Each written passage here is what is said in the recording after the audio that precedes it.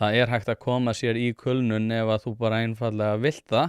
Sjáum til dæmis á tölum hjá Virk sem ákveðin svona, ég ætla ekki að segja lobbyista samtök í þessum efnum, en það náttúrulega ótrúlega mikið af pening í þessu, sem að þýðir það mikið af fólki sem hefur mikla hagsmuni af því að kulnun haldi áfram að vaxa, en aðeins 14% af þeim sem að eru mældir með kulnun og aðrir eru þá með eitthvað annað.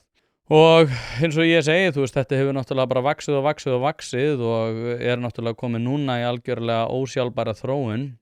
Ég reyndar held, sko, ég veit ekki hvort að koma undan, hvort að kulnun muni hverfa eins og dögg fyrir sólu eða það að útlendingar gera sér grein fyrir því að þeir geti farið í rauninni bara í frí úr vinnunni á launum og náttúrulega með greitt aftur í tíman yfirvinnu sem að þau inntu að hendi og fengið að fara til útlanda og gera rauninni það sem þau vilja.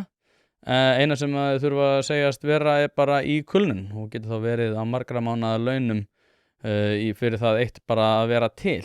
Þakka þér kærlega fyrir að hlusta á þennan stutta bút. Þú getur nálgast þennan þátt og allt efni hlaðvarpsins Ein Pæling á pardus.is/einpæling.